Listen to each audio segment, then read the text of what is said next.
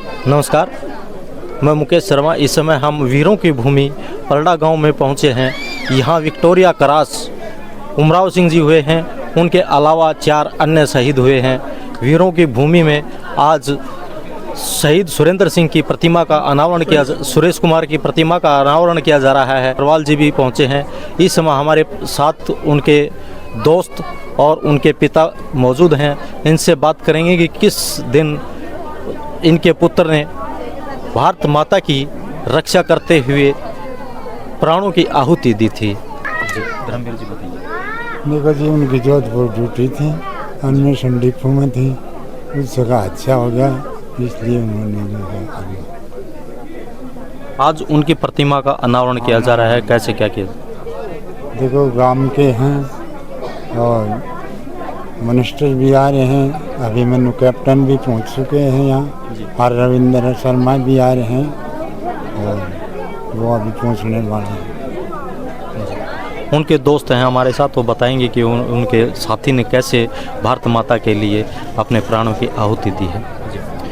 सुरेश कुमार हमारे साथ गांव के स्कूल में पढ़े हुए हैं और हमारे सीनियर थे, और 3 जनवरी 95 को उन्होंने आर्मी ज्वाइन किया। उन्होंने आर्मी दिल्ली राज राइफल के अंदर ट्रेनिंग लिया। उसके बाद 15 साल वहाँ नौकरी करने के बाद वो डीएससी में चले गए और जैसलमेर बॉर्डर के ऊपर उनकी ड्यूटी थी। और रात को ड्यूटी के दौरान उनको असामयिक हृदय गति रुकने के कारण शहादत को प्राप्त हुए। और सुरेश भाई के बारे में जितना बोला जाए उतना कम है, क्योंकि बहुत ही मिलनसार और सबको साथ लेके चलने वाले, परिवार को साथ लेके चलने वाले, दोस्तों को साथ लेके चलने वाले। और हमें सुरेश शर्मा पर हमेशा गर्व रहेगा, क्योंकि आर्मी में तो हम भी नौकरी करके आए हैं, लेकिन वो को ख्याल की होती है माँ की, जो ऐसे बिरले बच्चे पैदा करती है, जो कि तिरंगे में लिपट के आते हैं, तिरंगे में आते हैं। जाना सबको है, इस देश से, इस संसार से सबको जाना है, लेकिन तिरंगे में जाना अपने आप में एक बहुत ही बड़ा सम्मान की बात है। और आज सुरेश भाई की मूर्ति का अनावरण हो रहा है, और पिछले साल सुरेश भाई की शहादत हो गई थी। तो पूरे गांव को और हमें अपने दोस्त को खोने का बहुत ही ज़्यादा गम है, लेकिन जब प्रकृति का नियम है उसको तो कोई भी नहीं वो कर सकता। और हमारा जो गांव है पलड़ा, वो शहीदों का गांव है। आप जहां बैठे हैं वो शहीद पार्क के नाम से है, और हिंदुस्तान की कोई ऐसी लड़ाई नहीं है जो पलड़ा के बगैर पूरी हुई हो। चाहे आप द्वितीय विश्व युद्ध ले लीजिए, चाहे रेजांगला ले लीजिए, चाहे आप 1965 का ले लीजिए, चाहे आप 1971 का ले लीजिए, चाहे आप कारगिल युद्ध ले लीजिए, कोई भी ऐसी लड़ाई नहीं है जो बगैर पलड़ा के पूरी हुई हो। तो आज तक जब भी देश को ज़रूरत पड़ी है, पलड़ा ने अपनी 100% अपने मतलब बच्चों को भेज के उस पूरी लड़ाई में अपना योगदान दिया है। तो पलड़ा गांव, मुझे गर्व है कि मैं पलड़ा गांव में पैदा हुआ हूं, और आगे भी अगर भगवान मुझे दोबारा ये अवसर देता है तो सुरेश जैसे दोस्त और यही गांव और यही शहादत करने वाले लोग। मेरे गांव में एक छोटा सा गांव है और हर घर में फौजी है। आप किसी भी घर की तरफ उंगली उठा लो, चाहे वो किसी भी कास्ट का है, हर घर से आपको एक फौजी निकलेगा। और 3-3, 4-4, 5-5 पीढ़ी चल रही हैं जो फौज में हैं। और मैं आपको बताना चाहता हूं कि इस गांव में 7 शहीदों की समाधि बनी हुई है, जो कि आड़ोस पड़ोस के किसी भी गांव में ऐसा आपको देखने का नहीं मिलेगा कि इतनी बंदे किसी गांव के शहीद हो रहे हों। दूसरा, जिला सैनिक बोर्ड झज्जर में, आंकड़ों के हिसाब से बता रहा हूँ मैं आपको, जिला सैनिक बोर्ड झज्जर से और पूरे हिंदुस्तान के अंदर जनसंख्या के हिसाब से हम पलड़ा वाले आर्मी में, नेवी में, एयरफोर्स में और आर्मड फोर्स में सर्विस देने में 1 नंबर है। हमारे से ज़्यादा किसी गांव में जनसंख्या के हिसाब से एक्स सर्विसमैन नहीं है, और हमारे गांव में जनसंख्या के हिसाब से फौजी नहीं है। तो ये बड़ा ही हमारे लिए गर्व का विषय है। और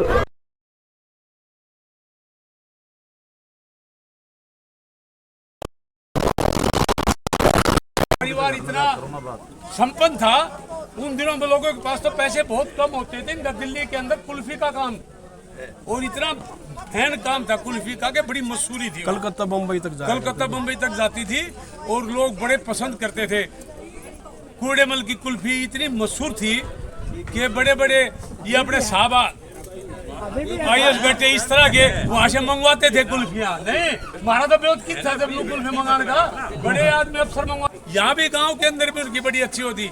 और जब लोगों के कच्चे मकान थे, जब हमारी चौपाट है इसके पीछे ने कूड़ेमल ने हिली बनाई थी, लोग देखने जाया करते, बड़ा भाई चढ़ाई चल रही है। कई दिन तक चढ़ाई चाली हुआ, जब तकरीबन गांव में आज 50% कच्चे मकान होते थे, 50% पक्के थे। तो ये एक अच्छी खानदानी फैमिली है, ऐसी बात नहीं है। उसके बाद में मुकेश जी के फादर है धर्मवीर, ये भी कई भाई हैं। धर्मवीर जी हर दिल्ली में रहते हैं, यहाँ भी रहते हैं। मुकेश हर 3 भाई हैं, जिसमें 2 तो एक तो शहीद हो गया, ये मिलिट्री में है, एक भाई और मिलिट्री में है।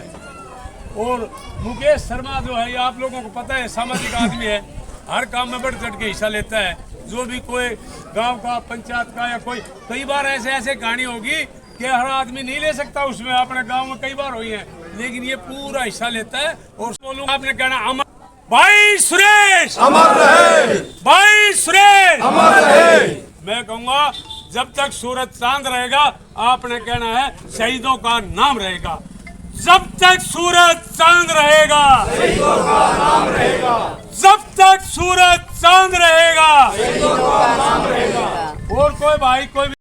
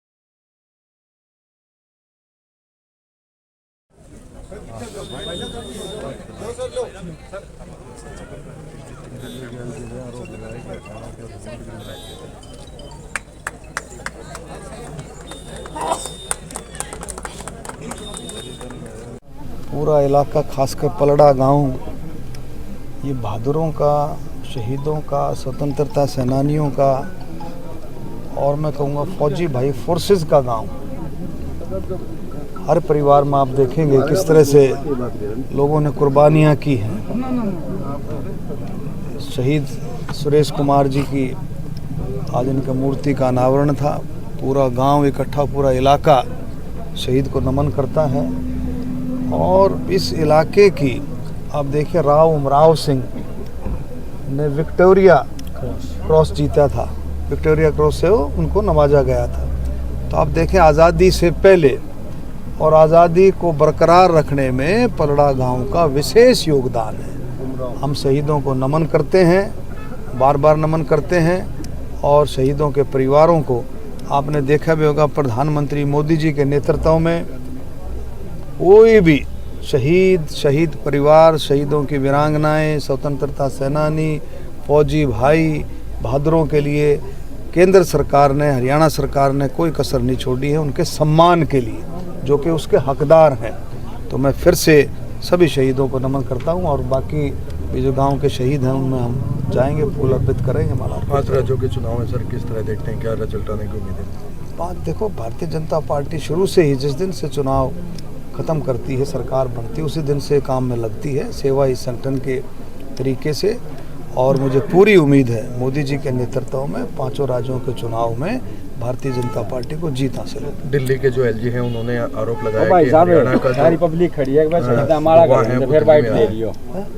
दिल्ली के एलजी ने आरोप लगाया कि हरियाणा का जो धुआं है पराली जलाकर वो दिल्ली में आ रहा है। देखिए, पूरी कोशिश कर रही है सरकार, पूरे अवेयरनेस प्रोग्राम चलाए गए, जागरूकता के प्रोग्राम चलाए गए हैं। पूरी फैसिलिटीज़ दी गई है। केंद्र सरकार ने तरह तरह की योजनाएं भी लाई है कि पराली को जलाओ मत, पराली का इथेनॉल में इस्तेमाल होगा, सीएनजी में इस्तेमाल होगा। बहुत सारी चीज़ें ऐसी हैं जो दी गई हैं, लेकिन फिर भी कहीं कहीं इक्का दुक्का कोई ऐसी बात आ जाती है। लेकिन हरियाणा की बजाय पंजाब से जो है ना वो धुआं ज़्यादा आता है।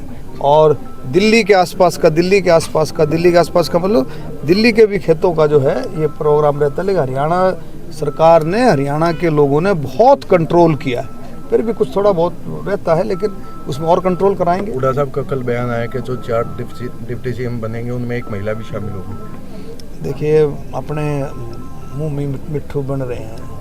अभी पीछे बयान क्या आया था, फौरन अपने बयान से पलटना पड़ा। उनके अध्यक्ष का क्या बयान आया, नहीं समझे। तो ये चीज़ें उनके अपनी पर्सनल चीज़ें हैं, लेकिन ये कुछ अच्छी चीज़ें नहीं हैं।